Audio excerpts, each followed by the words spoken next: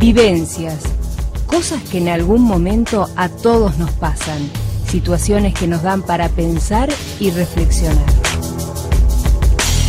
Vivencias, todos los días de lunes a viernes a las 15:30, aquí en Imparcial de Montevideo, con la conducción de Andrea Calvete. Vivencias.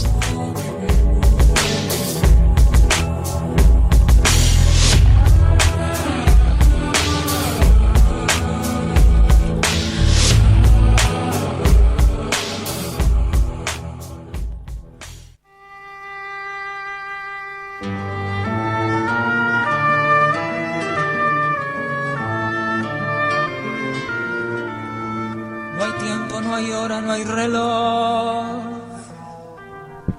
no hay antes ni luego ni tarde. Bienvenidos a Vivencias. Hoy tenemos el honor de recibir a Fernando Cabrera, un cantautor que tiene una trayectoria artística de más de 30 años, un referente indiscutido de la música popular uruguaya, con quien estaremos dialogando acerca de su trayectoria, sus vivencias, sus proyectos y su espectáculo Cabrera Canta Mateo y Adarno Jans, que lo viene presentando en la Sala Cita Rosa durante todo este mes de junio.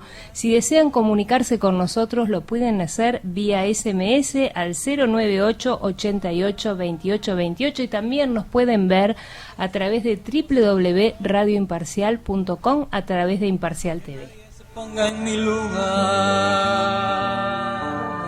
que nadie me mida el corazón. La calle se empieza a incomodar.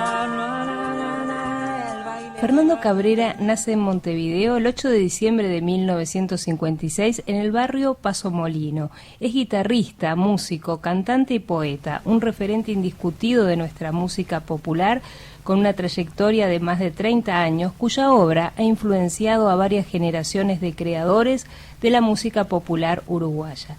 Comienza sus estudios musicales desde niño. A los 6 años se inicia en la guitarra con la profesora Porrati de Marín.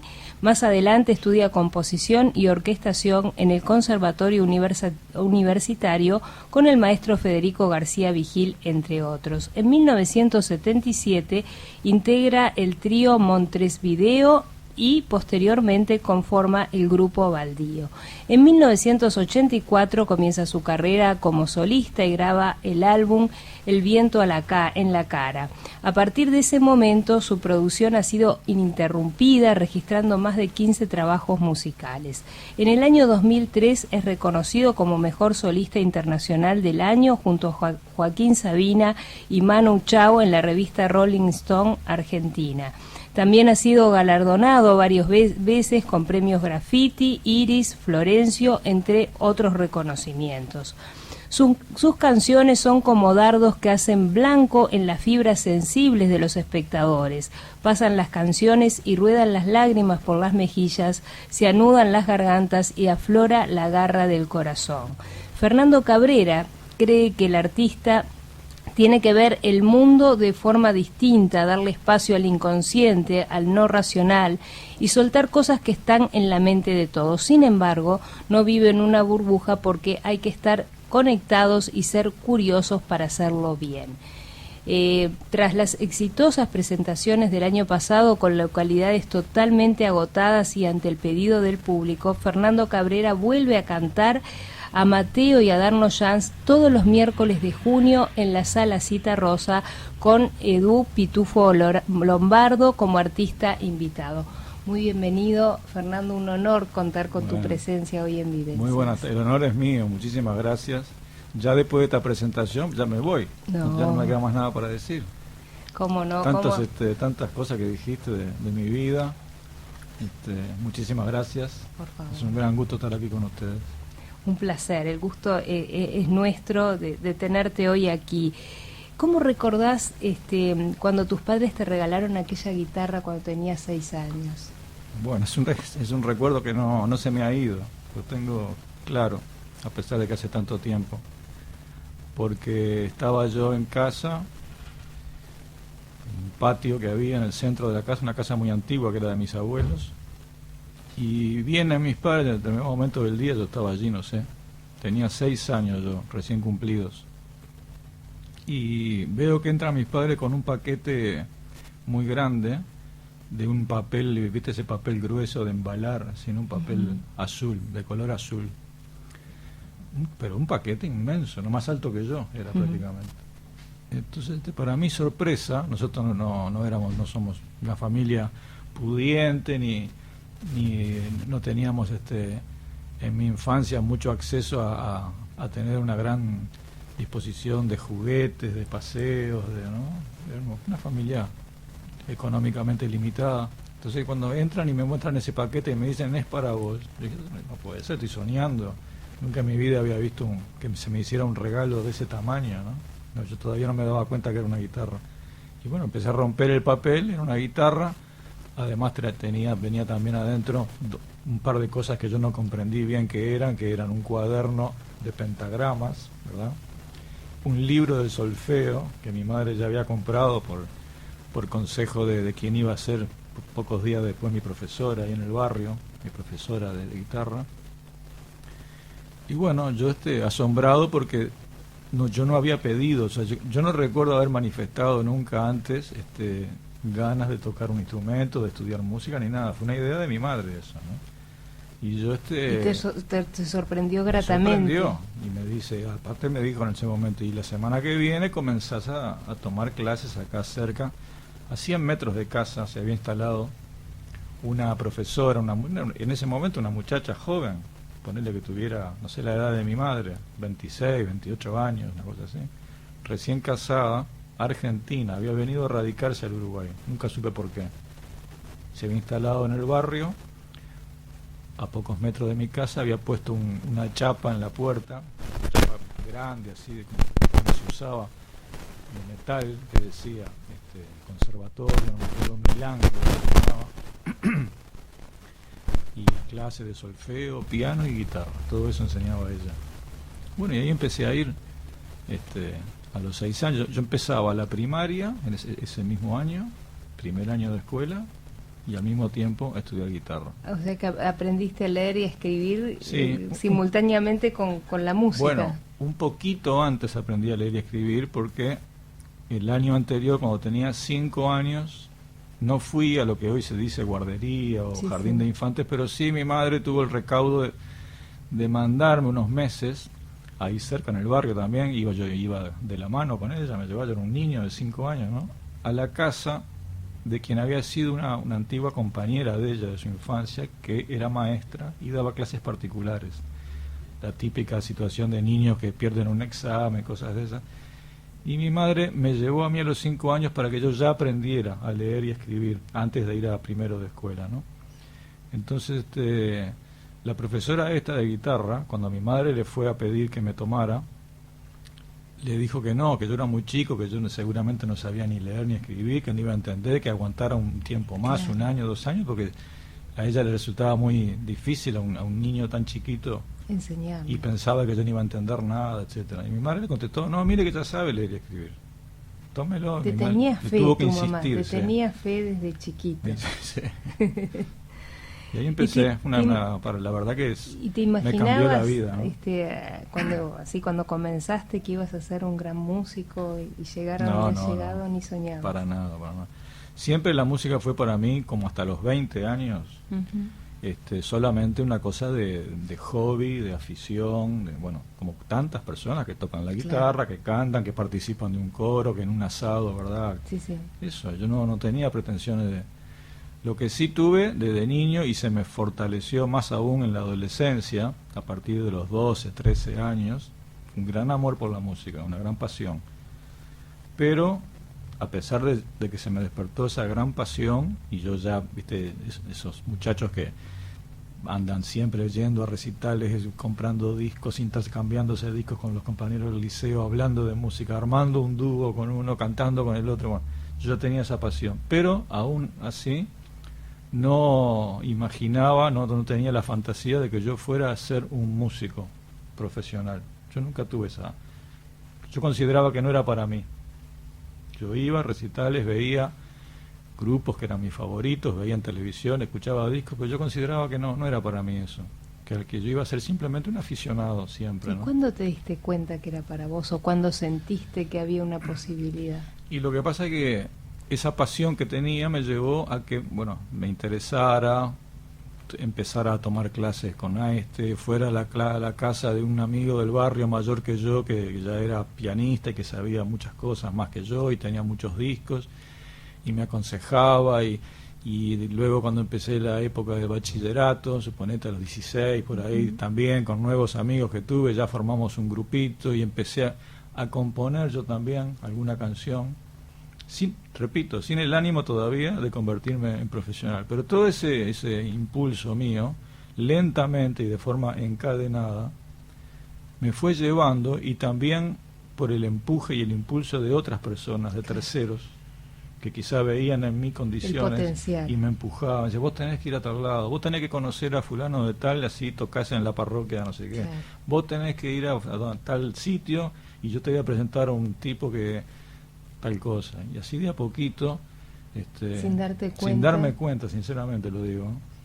Un día alguien me dijo, ¿por qué no armas un...? Bueno, yo seguí estudiando también, seguí estudiando música, y alguien que me escuchó con mis primeras cosas me dijo, te voy a presentar a alguien que programa espectáculos en la Alianza Francesa o en el Circular o en lugares así donde yo empecé a tocar mis primeras cosas. Otro día alguien me dijo, te voy a presentar a un fulano que tiene un sello discográfico, Ayui, era el sello Ayui. Casi nada. Y así, ya te digo, por impulsos de otros más que nada, cuando que quise acordar, potencial. Estaba un poco ya metiéndome en la música. Empezó a haber un disco colectivo donde aparecían 2 canciones mías y al año siguiente otro, y bueno. Humildemente, pero empezaste. La verdad que sí, porque no soy una persona vanidosa o que me crea más de lo que soy. Es más, tengo la tendencia a creerme menos de lo que soy. Esa es una cosa que todos mis allegados me dicen. Soy una persona así, sencilla.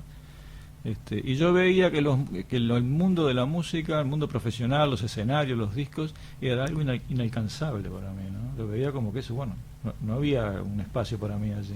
Sin embargo, la vida me fue llevando, y imagínate, entonces hago esta larga reflexión para compartir con los oyentes la felicidad y la alegría que me da a mí hoy en día poder hacer todo lo que hago, ocupar un espacio en la música de mi país, cuando no fui el típico vehemente o el que insiste, claro, el que, ¿entendés?, el que lucha, que deja su tarjeta en todos lados. Y, bueno, yo no fui así, las cosas se me fueron dando.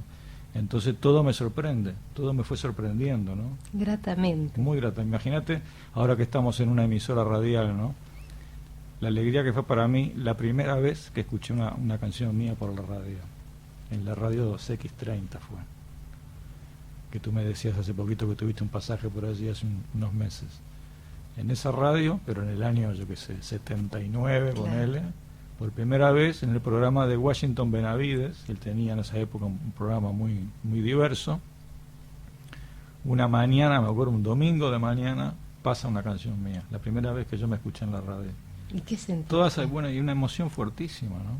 Y eran como sueños que se realizaban. Escuchar cosas que uno hizo, palabras que uno escribió, y sonidos nada menos que uno grabó. Que el Bocha Benavides. El Bocha Benavides. Un gran difusor. Sí, un gran difusor, y además un hombre que siempre tuvo una visión, debe haber visto en ti algo, un potencial muy grande. Tal vez. Un hombre muy importante de nuestra cultura. Claro. No solo por su obra poética maravillosa, sino porque siempre tuvo ese perfil de dinamizador de la cultura, de tener, claro, programas, de dar clases, de preparar gente. Él fue un gran... de abrir oportunidades, sí, a la exactamente, gente, ¿no? Exactamente. ¿Cuál es la magia que para vos esconde la música? Y es difícil de describir justamente por eso, porque es como tú decís, una magia. Es algo que las palabras es muy difícil de escribir. Yo lo que pienso es que la música, y en parte toda la música en general, pero y en particular la canción, que ya es el conjunto de una música con una letra, son una especie de maravilla que tiene la humanidad, que tiene la capacidad de poder cargar, una canción puede estar cargada de una gran cantidad de sentimientos y de cosas muy profundas que pueden ser tristes o alegres, pueden denotar felicidad, pueden ser el exorcismo de una angustia, muchísimas cosas, ¿no? El festejo, la alegría de vivir, el amor, todo eso uno lo puede llevar sin necesidad de ningún aparato, de ningún portafolio, de ningún nada, lo llevas en la memoria. Es una cosa que tú llevas toda tu vida en tu memoria, esas joyitas, esas cosas tan especiales que son las canciones, ¿no? Que te acompañan siempre. Para mí es una magia, eso es una maravilla. A propósito de lo que decís, ¿sentís que la música nos conecta con nuestras vivencias? Claro, por supuesto. Es un permanente mecanismo de conexión con nuestras emociones, con las emociones, con los recuerdos, con las vivencias. Cuando uno escucha por primera vez una canción puede ser el inicio de una nueva emoción que quizás hasta ese momento no sentimos nunca, y esa canción nos la despierta. Claro. Para mí es realmente un tesoro, pequeños tesoros son las canciones. La música se compone de sonidos y silencios. ¿Qué significan los silencios para vos? Bueno, el silencio... O el silencio. Tienen una ubicación muy peculiar, muy especial dentro de la música, pero también si salimos de la música, en la propia vida cumplen un rol, ¿verdad? En todo. El silencio forma parte de la vida. No todo es sonido. Hay también silencio, hay a veces esa sensación de vacío que nos puede proporcionar el silencio. Y el vacío, que muchas veces yo observo que hay muchos seres humanos que le tienen terror al vacío, les produce un enorme desajuste, un miedo, inmediatamente necesitan rellenarlo con algo, sea con una actividad, sea con ruido, sea con una charla, sin ton ni son, lo que sea.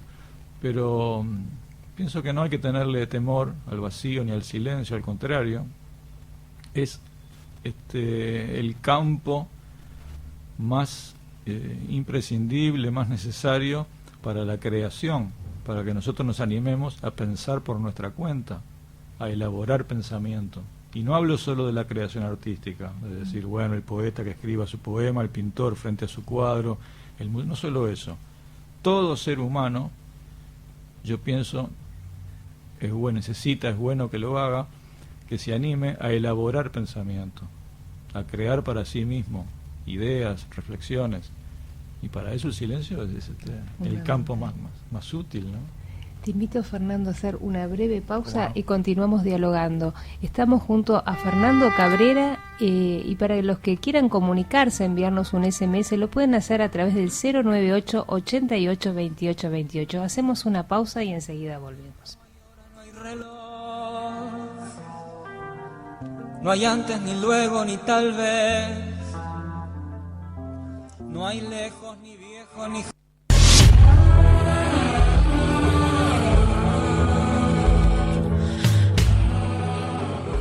Vivencias.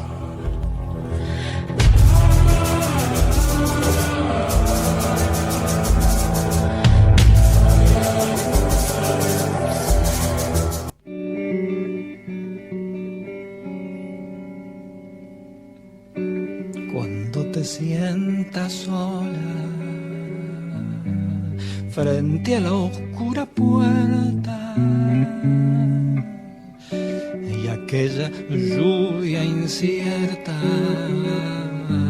toque tu sien y continuamos en Vivencias en CX28 Radio Imparcial, dialogando con Fernando Cabrera, un referente de muchísimos años en nuestra música popular uruguaya y muy querido también.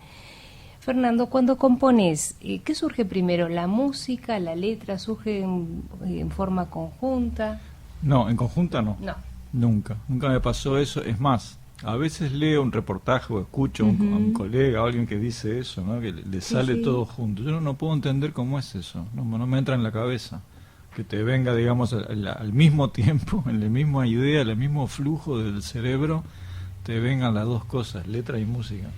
Ojalá me pasara, pero bueno, no me pasa. Hago primero una y después la otra, con una diferencia. Muchas más veces hago primero la letra y después le pongo música, y en menor medida, yo qué sé, en un 20% ponele la música primero y la letra, hay que encajarle la letra a ya una métrica ya prefigurada, ¿no? Capaz que es más complejo. Es más complicado, sí. Y, por ejemplo, cuando el estado anímico tuyo influye en esa forma cuando componés. Bueno, en realidad, cuando yo compongo, no es que uno esté todo el tiempo, a mí tampoco me pasa esto, ¿no? De esas personas que dicen, yo todos los días, desde tal hora a tal hora, me siento en mi escritorio, agarro la guitarra, el grabador. Bueno, no. Yo francamente no puedo trabajar así, no se me ocurren ideas. Tengo que esperar, lamentablemente, porque a veces pasa mucho tiempo que no se te ocurre nada, y te entran los nervios y el pensamiento de capaz que se agotó para siempre la cosa, ¿no? Surge esa idea. Tengo que esperar que me venga el impulso de hacer algo, y ese impulso siempre está relacionado con algo que me haya emocionado, una cosa que a mí me haya provocado, ¿viste? Un sacudón, una emoción, una alegría muy grande. Puede ser algo que yo vea, una situación, algo que me cuentan, algo que yo me entero que le pasó a otra persona, puede ser algo que me pasó a mí, no importa si triste o alegre, algo que me emocione. Entonces, cuando yo me emociono por algo que yo siento que me toca profundamente, me sacude, ahí naturalmente o automáticamente me viene el impulso de tomar nota, escribir una frase o tratar de decodificar eso que me pasó. No quiere decir que haga la canción entera, pero por lo menos es un disparador. Un disparador, exactamente. Un par de versos, el título, suele ser así. Algo me emociona y tengo esa reacción. Transferirlo al papel, buscando las palabras. Ahí entra otra cuestión, que es también el placer o el gusto de jugar con las palabras, ¿no? De que nuestra lengua, nuestro idioma pueda ser también que te dé la posibilidad del juego, en el mejor sentido de la palabra, de la combinatoria, de ver qué palabras van bien con otras, de el desafío que es hacer una cosa que tenga una métrica fija, una cantidad de sílabas determinadas cada verso, o que tenga determinados juegos de rimas. Ahí entra también hay toda una cuestión desafiante, ¿no? De hacerlo, lo que uno cree, lo mejor posible, de hacerlo bien, de que quede también estructuralmente bien, o técnicamente, si se podría decir, bien, además de transmitir una idea, además de contar algo que también esté lo mejor escrito posible, ¿no? Entonces ahí entra una cosa que también es el amor por la lengua, ¿no? El amor por nuestro idioma. Así como tengo un enorme amor por la música, también siento lo mismo por las palabras. Y por suerte, bueno, todo eso puede canalizarse en la canción, que es el fenómeno que reúne los dos mundos, ¿no? De ahí tu gran sentido a la hora de componer también, ¿no? Y tu compromiso. Y bueno, sí, pongo todo ahí. Me va un poco el alma en eso, ¿no? ¿El arte debe comprometerse, por ejemplo, con la realidad?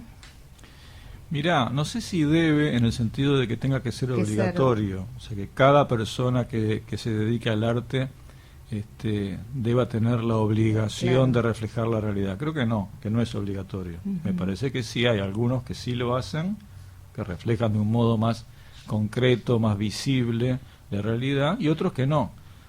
Eso me parece que no cambia la valoración artística de las personas.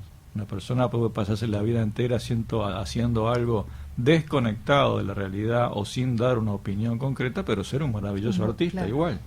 ¿Por qué ¿Por qué no? Y hay otros que sienten la necesidad, sí, de opinar, de reflejar, de dar un punto de vista sobre lo que ven. Perfecto, bienvenido sea también. Claro. ¿Cómo es tu relación con el tango? Es una relación yo creo que es la música con la cual yo tengo la relación más antigua, más larga. Porque cuando yo era niño, chiquito, desde que tengo memoria, desde antes incluso de estudiar guitarra ni nada, desde que uno tiene memoria a los 3, 4 años, el tango ya estaba. Y estaba básicamente por dos razones. Una, Estoy hablando de los años, ponele 60, 61, 62, por ahí, ¿no? Una razón es que el tango estaba presente en toda la sociedad, estaba presente en todos los medios, en todos los canales de televisión, todas las radios tenían uno o más programas de tango por día, claro. Todas las radios. Y a tus Vos ibas papás pasando el les dial, gustaba el tango. y a mi padre, esta es la segunda razón, mi padre es un tanguero aficionado, le gusta mucho el tango, le gusta mucho determinados artistas del tango, que él, ese cariño me lo transmitió desde chiquito, o quizá aquí puede haber una vuelta de tuerca o medio psicoanalítico el análisis, ¿no?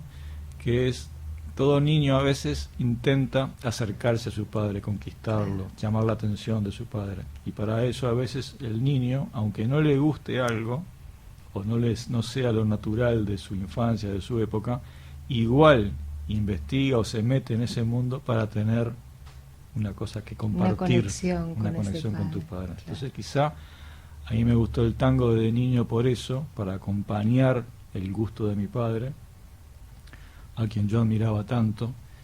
Algo que también me sucedió, y no es mi mundo, claramente no lo es, con el mundo de los fierros y las tuercas y la mecánica, que también era el oficio de él.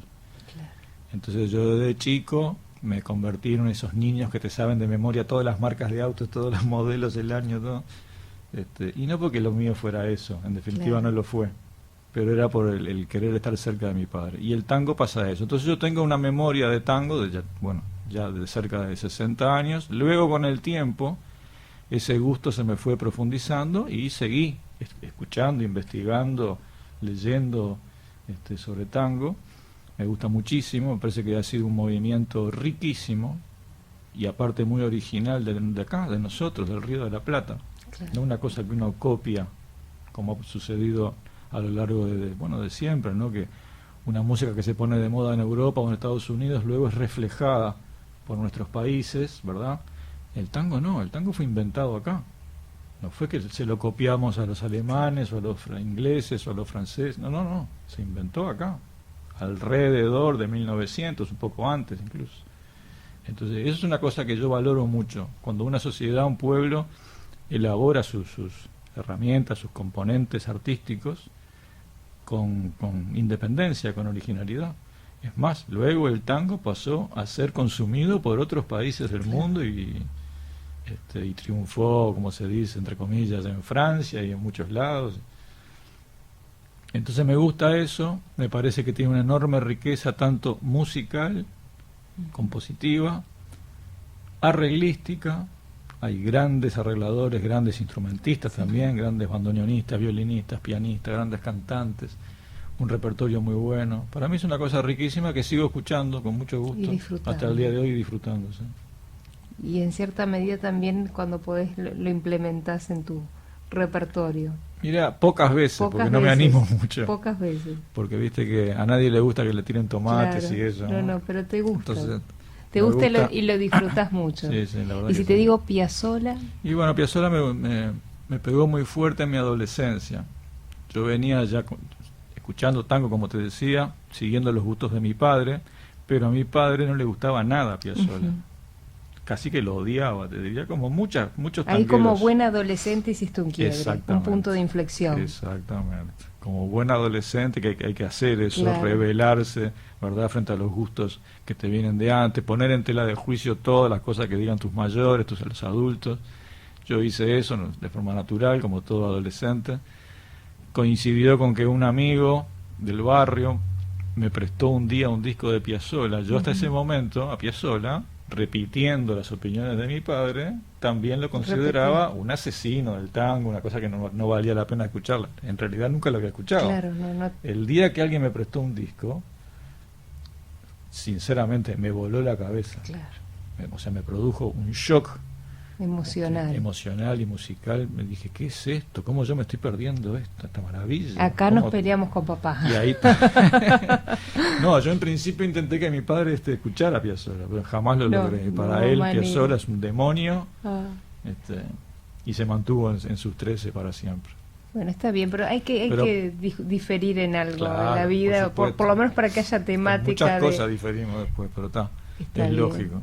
Pero para mí fue muy significativo Piazzolla y fue una gran escuela también, un gran maestro. Te invito, Fernando, a hacer una breve pausa ¿Cómo y no? continuamos dialogando y quedan abiertas las líneas de comunicación al 098 88 28 28 y les recuerdo que también nos pueden ver a través de www.radioimparcial.com. Hacemos una pausa y enseguida volvemos. Frente a la oscura puerta.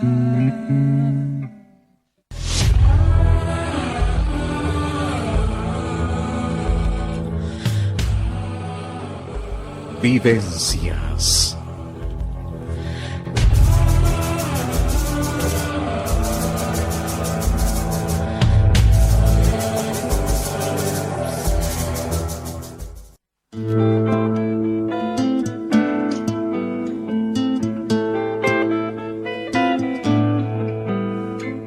Más que ternura tienen tus ojos tristes. Pena, más que cansadas quedan tus manos chicas.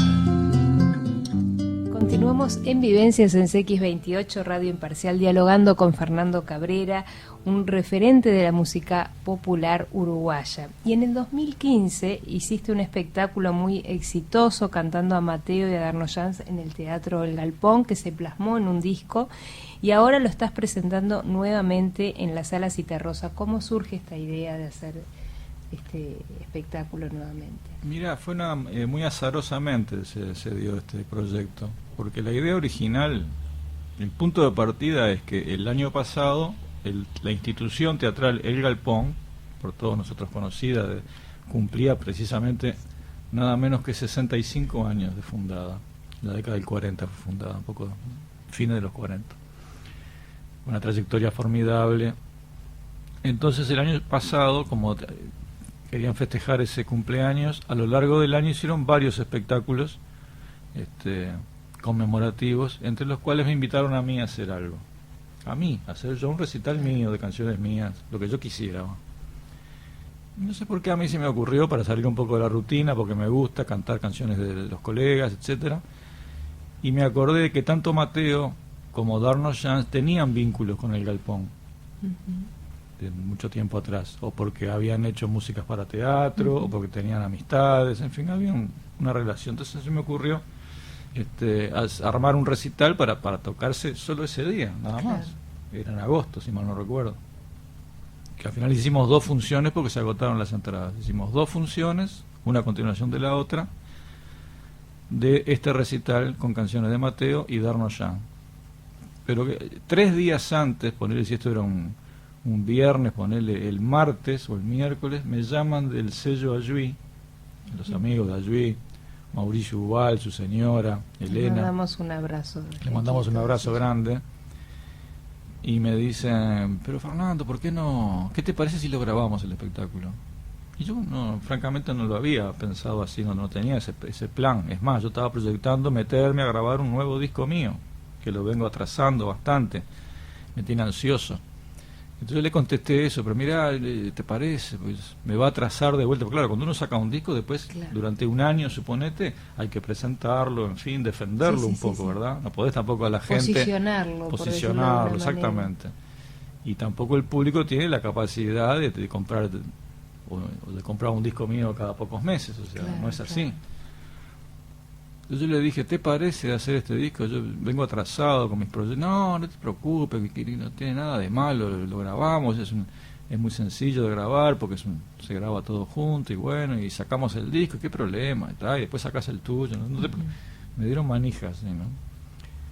Y bueno, acepté ahí medio no muy convencido. Y después la verdad me encantó haberlo hecho, porque quedó muy linda la grabación. Ahora me siento orgulloso de haber sacado este disco, porque el repertorio es formidable. Algunas cosas ya hemos venido escuchando cuando volvemos de la tanda, canciones de Darno que son maravillosas, canciones de Mateo, obras maestras de la canción uruguaya, y cumple una vez más con un gusto mío, que es el de versionar a otros, hacer dar mi enfoque musical de una canción que ya fue compuesta. Y además el gusto también de trabajar con Edu Lombardo, ¿no? que es un músico maravilloso. La mayoría de la gente, me imagino, lo conoce más que nada por su labor de las últimas décadas en el carnaval, donde ha dejado una huella imborrable, ¿no? Yo creo que siendo él todavía un hombre joven, yo creo que ya es una leyenda del carnaval uruguayo. Las transformaciones que ha hecho, el refinamiento que ha volcado en sus distintos trabajos como arreglador y director, no solo en la contrafarsa, también ha trabajado en otras murgas. Pero bueno, además de esa faceta que es la más conocida de Du Lombardo, él también es un excelente guitarrista, yo diría, maravilloso percusionista, y capaz, aparte de cantar cualquier cosa, cualquier coro, segundas voces, primera voz, lo que sea. Entonces, bueno, es un placer trabajar con él. Ahora esta semana también fuimos a la Argentina, la semana pasada estuvimos en La Plata y en Buenos Aires. Y la gente tienen se un muere público con el también pitufo. fiel. Sí, sí. Yo ya tengo un público en también, Argentina, sí, sí. Edu también. Ambos. Y aparte lo lindo fue este viaje que en Argentina a Mateo algo se lo conoce. Un poco los más especialistas, los más melómanos conocen, pero a Darnoyan no lo conoce absolutamente nadie, ni siquiera los periodistas de música, nadie. Vos decís Darnoyan y ¿qué? Como te preguntan, no saben ni pronunciar el apellido. Entonces es lindo también que lo descubran. Sí, tratar de que estas personas que nos vieron en estas dos ciudades experimenten la curiosidad, la inquietud, capaz que a partir de ahora entran en internet, buscan los discos originales de Darnoyan, no cantado por mí, que vayan a los discos originales de él, que son una maravilla, son varios, 6, 7, 8 discos que dejó Darno. Espectacular. Es espectacular, ¿no? Una voz prodigiosa. Una voz tremenda, hermosísima, y un gran compositor. Un gran compositor de melodías bellísimas, un gran melodista, un gran poeta, y aparte muy original también, porque yo te lo decía en Argentina cuando me entrevistaban y lo dije al público en los teatros, cuando alguien le dice a un argentino tenés que escuchar a determinado músico uruguayo, es fácil enseguida hacerte un poco el lugar de decir, si es uruguayo debe tener algo de candombe, o debe ser medio para el lado de la murga, o de la milonga, o se debe parecer a Rada, o debe parecer a Jaime Ross. Sin embargo, Darnoyan no se parece a nada. Es una cosa que está colgada en el universo, que podría haber nacido acá o en cualquier país. Sus influencias fueron otras, manejó con gran originalidad todo su mundo creativo, sus melodías, sus letras, sus ritmos, su forma de tocar la guitarra, es muy original. Entonces yo un poco tengo la satisfacción, ojalá, que haya servido para despertarle a esos argentinos un poco el interés por el Darno, ¿no? ¿Y cómo era tu vínculo con Darnoyan y con Mateo?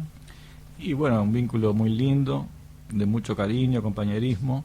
Los dos para mí fueron maestros, o sea que ocupaban en mi vida un lugar no de igual a igual, sino más bien de maestros, de referentes, ¿no?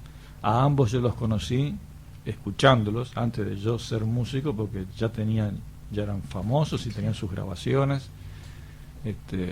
Me acuerdo de que los escuchaba por la radio, por ejemplo, cuando yo era estudiante, todavía yo pensaba estudiar historia y estaba haciendo todavía bachillerato, cuando con los compañeros preparábamos los exámenes, siempre la radio prendida, ¿no? Claro. Una costumbre que nunca entenderé bien, porque si estás estudiando más vale que te concentres. Bueno, no, siempre la radio prendida, distintas radios.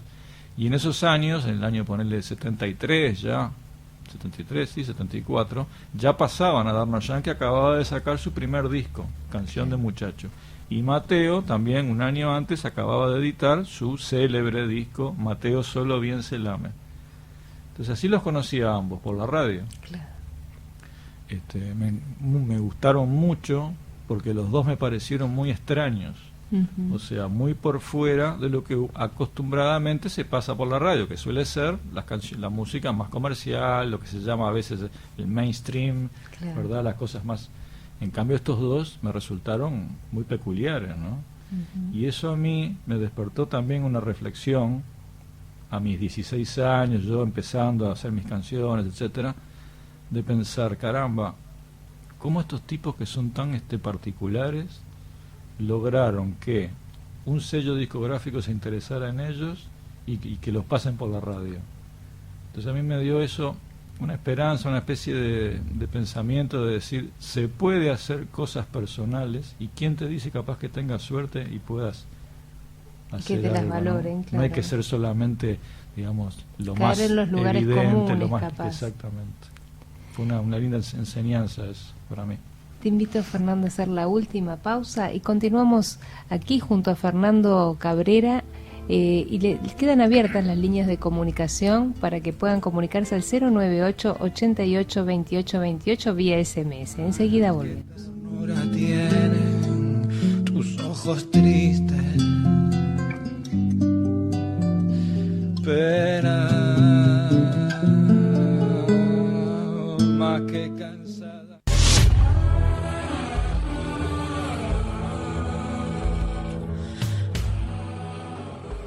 Vivencias.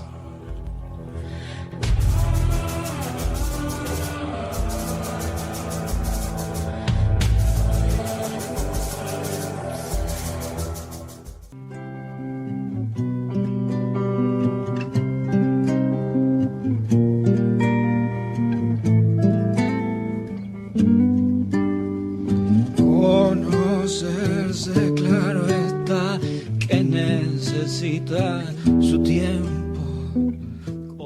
Continuamos en Vivencias en los últimos minutos junto a Fernando Cabrera y bueno, estábamos anunciando este festival, esta celebración en el Galpón que estás cantando a Mateo y a Darnoyan. Son todos los miércoles, perdón, en el Galpón, no, en la Sala Citarrosa. Ahora es en la Citarrosa. Ahora fue en el Galpón, ahora es en la Citarrosa con Edu Pitufo Lombardo como artista invitado. ¿Cuántos miércoles quedan para que la gente te vea? Quedan 2, 2 miércoles. el próximo y el otro. Muy bien, y han sido a sala llena. A sala llena y ya con muchas reservas para las próximas 2 funciones. Así que estamos muy felices porque es una sala grande. Yo pensaba al principio, cuando hace unos meses, cuando organizamos, mi representante y el director de la Citarrosa, querido colega y amigo también, Jorge Schellenberg, actual director de la sala, que me dijeron de hacer 4 miércoles. Yo me asusté un poco, porque dije, mira que es mucho, ¿no? Claro, la sala es grande, es 4 grande. no. Pero bueno, tenían razón, ellos fueron más atrevidos que yo y bueno. Está caminando muy bien el ciclo. Bueno, entonces a los que la gente que nos está escuchando, que se apure porque quedan pocas entradas para los 2 próximos miércoles, así que te van a estar viendo allí en la sala Citarrosa. Y ahora te invito a jugar a un breve ping-pong si te animás de preguntas y respuestas. Cortitas son. ¿Cuál es el principal rasgo de tu carácter? El principal... Si no me decís paso y pasamos a otra. Yo creo que mi carácter es un poco ambiguo, un poco contrastante, porque por un lado soy introvertido y tengo una tendencia a la soledad, a la individualidad, al individualismo, que no es lo mismo que egoísmo, al individualismo.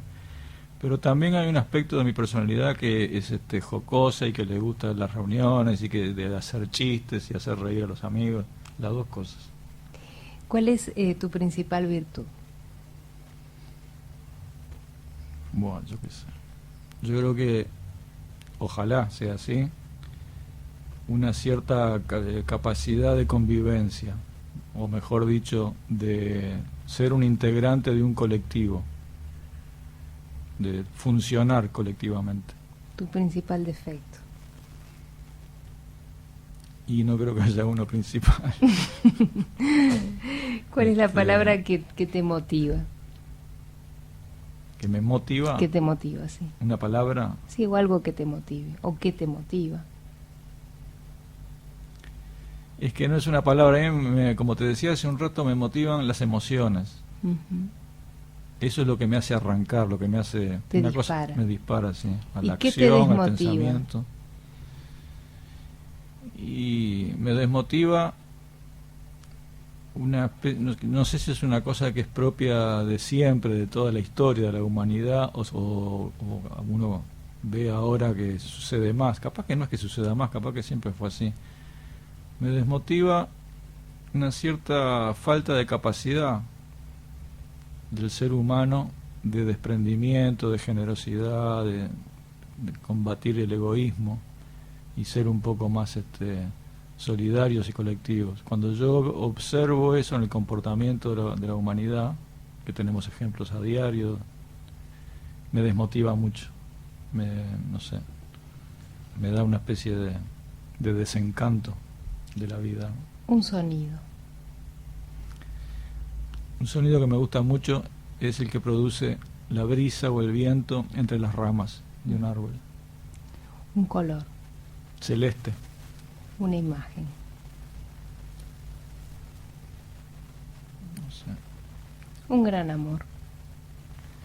Tuve más de uno, en realidad. No muchos, ¿no? Por supuesto. Bueno, está bien. Una injusticia.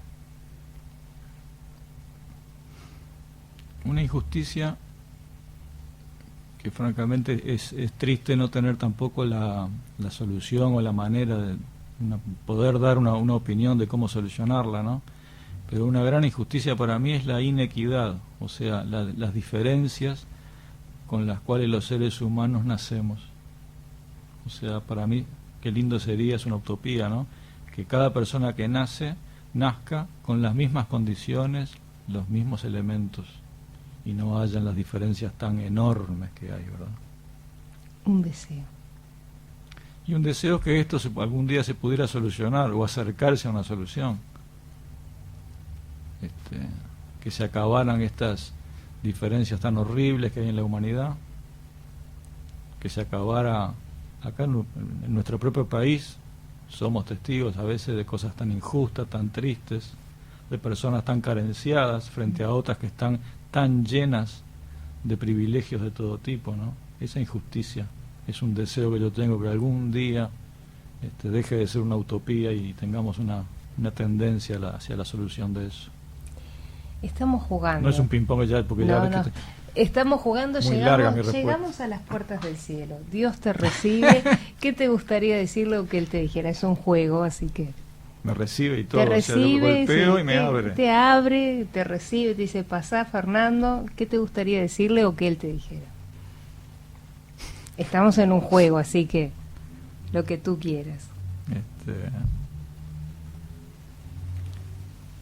Lo que pasa es que es difícil contestar eso porque tenés que tener una visión o de qué es el cielo, qué es Dios y todo eso, ¿no? De repente si uno no tiene una clara, es difícil contestarte.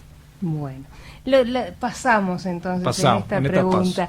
Se nos han ido los minutos, ha sido un enorme placer dialogar contigo. Gracias por tu talento, por tu calidez, por tu humildad, que creo que es la que, además de tu talento, la que te ha permitido llegar con esa humildad que te caracteriza de la gente grande, porque la gente grande tiene una gran... Muchas gracias. Humildad. No hay que creerse nada, ¿no? Hay que simplemente obrar, operar, funcionar en la vida y no tener vanidades. Esa es tu forma de encarar la vida.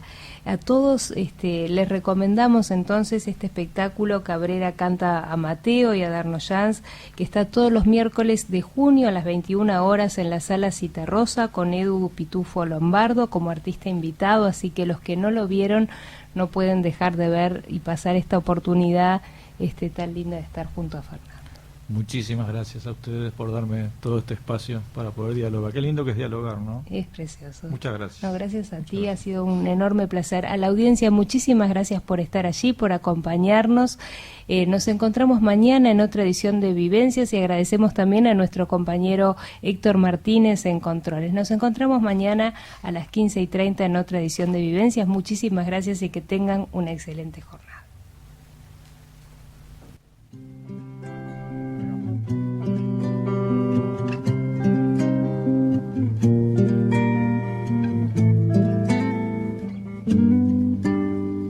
Conocerse, claro está, que necesita su tiempo, con años que albañilean y años de derrumbamiento.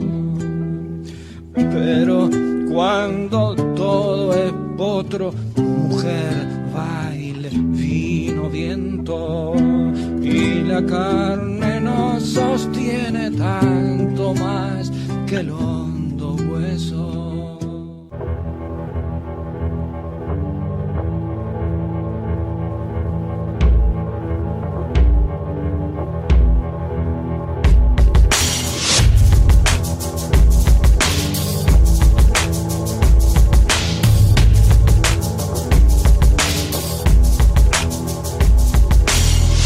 Vivencias, cosas que en algún momento a todos nos pasan, situaciones que nos dan para pensar y reflexionar. Vivencias. Todos los días, de lunes a viernes a las 15:30. Aquí en Imparcial de Montevideo. Con la conducción de Andrea Calvete. Vivencias.